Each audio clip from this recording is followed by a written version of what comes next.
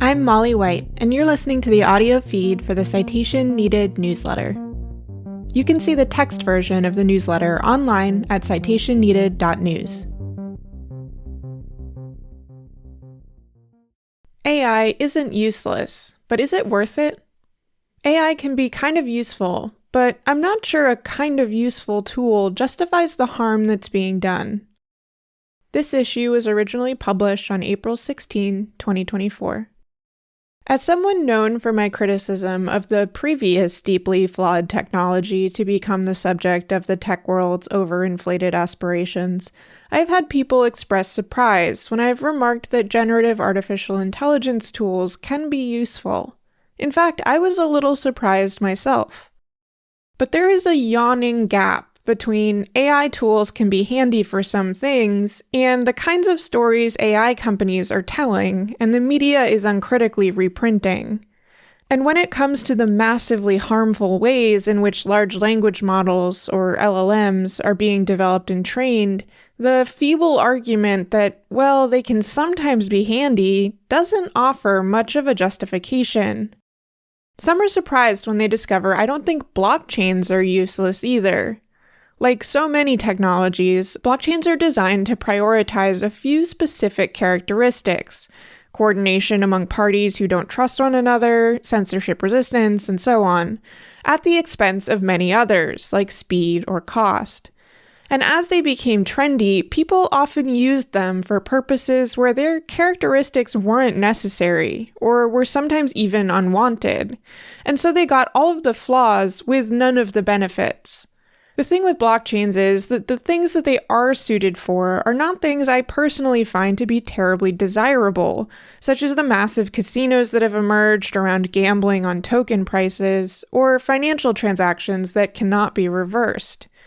When I boil it down, I find my feelings about AI are actually pretty similar to my feelings about blockchains. They do a poor job of much of what people try to do with them. They can't do the things their creators claim they one day might. And many of the things they are well suited to do may not be altogether that beneficial. And while I do think that AI tools are more broadly useful than blockchains, they also come with similarly monstrous costs. I've been slow to get around to writing about artificial intelligence in any depth, mostly because I've been trying to take the time to interrogate my own knee-jerk response to a clearly overhyped technology. After spending so much time writing about a niche that's practically all hype with little practical functionality, it's all too easy to look at such a frothy mania around a different type of technology and assume it's all the same. In the earliest months of the LLM mania, my ethical concerns about the tools made me hesitant to try them at all. When my early tests were met with mediocre to outright unhelpful results, I'll admit I was quick to internally dismiss the technology as more or less useless. It takes time to experiment with these models and learn how to prompt them to produce useful outputs, and I just didn't have the time then. But as the hype around AI has grown, and with it my desire to understand the space in more depth, I wanted to really understand what these tools can do, to develop as strong an understanding as possible of their potential capabilities as well as their limitations and trade-offs, to ensure my opinions are well-formed. I, like many others who have experimented with or adopted these products, have found that these tools actually can be pretty useful for some tasks. Though AI companies are prone to making overblown promises that the tools will shortly be able to replace your content writing team, or generate feature-length films, or develop a video game from scratch, the reality is far more mundane. They are handy in the same way that it might occasionally be useful to delegate some tasks to an inexperienced and sometimes sloppy intern. Still, I do think acknowledging the usefulness is important, while also holding companies to account for their false or impossible promises, abusive labor practices, and myriad other issues. When critics dismiss AI outright, I think in many cases this weakens the criticism, as readers who have used and benefited from AI tools think, wait, that's not been my experience at all. I found AI tools to be useful to my writing, though not for the actual writing bit.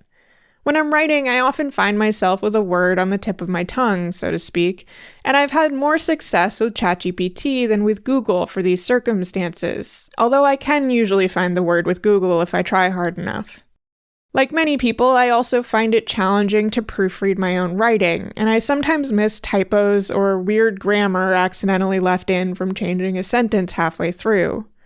LLMs are pretty decent at proofreading, and although they sometimes spit out a few false positives, this example from proofreading my most recent recap issue shows where it caught several mistakes.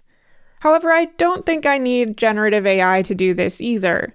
There are a lot of proofreading tools that work quite well and, helpfully, don't invent errors that weren't in the original text, as I've found the ChatGPT models are particularly wont to do. Coding has been the far more compelling use case for me. Copilot, GitHub's AI coding assistant, integrates directly into VS Code and other IDEs. I've also played with using the more general models, like ChatGPT, for coding tasks. They are certainly flawed. Copilot has an annoying habit of hallucinating or fabricating imports instead of deferring to VS Code's perfectly good non-AI auto-import, for example. But in other cases, they are genuinely helpful. I've found these tools to be particularly good at simple tasks that would normally pull me out of my workflow to consult documentation or Stack Overflow, like generating finicky CSS selectors or helping me craft database aggregation operations. On at least one occasion, they've pointed me towards useful functionality I never knew about and wouldn't even think to look up. They're also great at saving you some typing by spitting out the kind of boilerplatey code you have to write for things like new unit tests. The tools can also do the kind of simple, repetitive tasks I'd previously write a quick script to do for me, or they can generate that quick script. For example, here's me asking ChatGPT to write a quick Python script to turn my blog roll OPML file into the JSON file I wanted while I was adding a blog roll page to my website. After changing the file path to the location of the file on my computer, the code it suggested worked without any modification. Besides my own experimentation, others are using these tools in ways that are really hard to argue aren't useful. Someone I know in real life has told me about creating a custom model based on their own emails, which they then query as needed, or use to create some fairly boilerplate documents they previously had to spend hours on. Open source developer Simon Willison has been documenting his own AI coding experiments on his blog, and has described how LLMs have made him more ambitious with his projects, and more likely to embark on what he calls side quests. Sumana Harihareshwara uses OpenAI's speech recognition tools to create subtitles for her videos and recorded talks, or to mine them for material she can later reuse. Elsewhere on the internet, those who speak English as a second language have spoken of LLM's usefulness in revising their professional communications. Others use it to summarize meeting notes, and some use it as a starting point for documentation. But despite some unarguably useful features, the limitations of these tools make themselves readily apparent. When it comes to coding, while it can make for a handy assistant to an experienced developer, it can't replace an experienced developer. Microsoft's Super Bowl commercial, which shows a person prompting Copilot to, quote, write code for my 3D open world game, is pure fantasy. If you try that in real life, it replies, sorry, but writing code for a 3D open world game is a complex task that requires a lot of time and effort, and then spits out about a dozen lines of generic C# code that might move a player token. And in my experience, it sometimes gets in the way more than it helps, as when I experimented with it while working on a Chrome extension I was writing recently, and ultimately had to turn it off.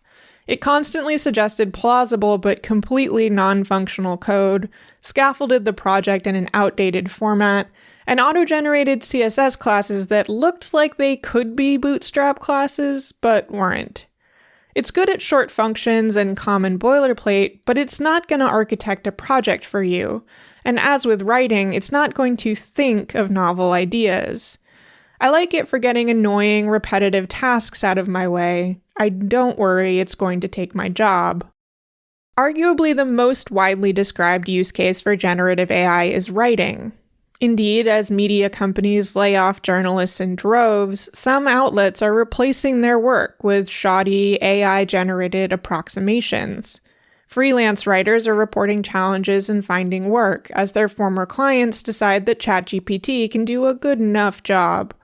But what these companies and clients fail to recognize is that ChatGPT does not write, it generates text. And anyone who's spotted obviously LLM-generated content in the wild immediately knows the difference. You've gotten this far into my article, so you're recently familiar with a couple dozen paragraphs of purely human writing. Contrast that with LLM's attempts, from prompts with varying degrees of detail, with my very best efforts put into trying to get it to sound halfway normal. When I prompted Anthropic's Claude model to write a brief opening paragraph for a newsletter titled AI Isn't Useless, it spat out, "In a world where artificial intelligence is often misunderstood and underestimated, it's time to set the record straight. Despite the naysayers and skeptics, AI is far from useless. In fact, it's revolutionizing industries, transforming the way we live and work, and unlocking new possibilities that were once considered science fiction." When I told it to try to write the paragraph in the style of cryptocurrency critic Molly White, it generated, "Hey there, tech enthusiasts and skeptics alike. It's your favorite cryptocurrency critic, Molly White, back with another dose of reality for those who've been swept up in the latest AI craze." When I responded, "You sound like an LLM, make it not sound like it was written by ChatGPT," it said, "All right, listen up folks, it's Molly White here, and I've got some thoughts on this whole AI is useless nonsense that's been floating around lately." Google's Gemini model also generated something similarly funny. "Buckle up folks, because the AI hype train is leaving the station, and it's packed to the brim with venture capitalists, tech bros, and enough buzzwords to make your head spin." Yikes. I particularly like how, when I ask them to try to sound like me, or to at least sound less like a chatbot, they adopt a sort of cool teacher persona, as if they're sitting backwards on a chair to have a heart-to-heart. Back when I used to wait tables, the other waitresses and I would joke to each other about our waitress voices, which were the personas we all subconsciously seemed to slip into when talking to customers. They varied somewhat, but they were all uniformly saccharine, with slightly higher-pitched voices, and with a general demeanor as though you were talking to someone you didn't think was very bright. Every LLM's writing voice reminds me of that. Even if the telltale tone is surmountable, LLMs are good at generating text, but not at generating novel ideas. This is, of course, an inherent feature of technology that's designed to generate plausible mathematical approximations of what you've asked it for based on its large corpus of training data. It doesn't think, and so the best you're ever going to get from it is some mashup of other people's thinking. LLM-generated text is good enough for some use cases, which I'll return to in a moment. But I think most people, myself certainly included, would be mortified to replace any of our writing with this kind of stuff. Furthermore, LLM's hallucination problem means that everything they do must be carefully combed over for errors, which can sometimes be hard to spot. Because of this, while it's handy for proofreading newsletters or helping me quickly add a fun feature to my website, I wouldn't trust LLMs to do anything of real import. And the tendency for people to put too much trust into these tools is among their most serious problems.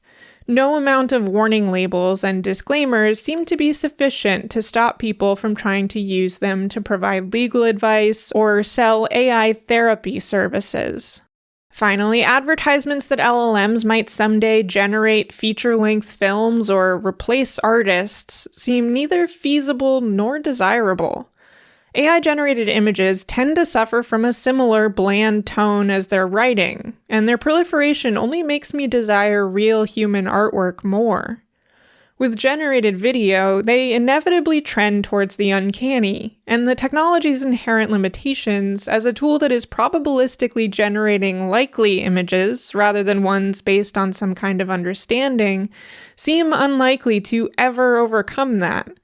And the idea that we all should be striving to replace artists, or any kind of labor, is deeply concerning. and I think incredibly illustrative of the true desires of these companies to increase corporate profits at any cost. As I mentioned before, there are some circumstances in which LLMs are good enough. There are some types of writing where LLMs are already being widely used, for example, by business people who use them to generate meeting notes, fluff up their outgoing emails or summarize their incoming ones, or spit out lengthy, largely identical reports that they're required to write regularly. You can also spot LLMs in all sorts of places on the internet, where they're being used to try to boost websites' search engine rankings. That weird, bubbly GPT voice is well suited to marketing copy and social media posts, too. Any place on the web that incentivizes high-volume, low-effort text is being inundated by generated text, like ebook stores, online marketplaces, and practically any review or comment section. But I find one common thread among the things AI tools are particularly suited to doing.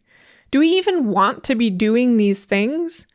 If all you want out of a meeting is the AI-generated summary, maybe that meeting could have been an email. If you're using AI to write your emails, and your recipient is using AI to read them, could you maybe cut the whole thing out entirely? If mediocre auto-generated reports are passing muster, is anyone actually reading them, or is it just middle management busy work? As for the AI and shitification of the internet, we all seem to agree already that we don't want this, and yet here it is.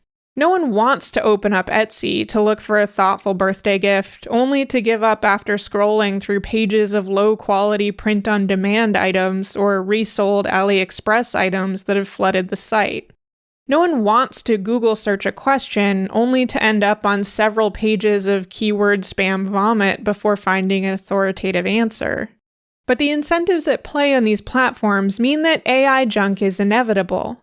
In fact, the LLMs may be new, but the behavior is not. Just like keyword stuffing and content farms and the myriad ways people have used software to generate reams upon reams of low-quality text before ChatGPT ever came on the scene, if the incentive is there, the behavior will follow.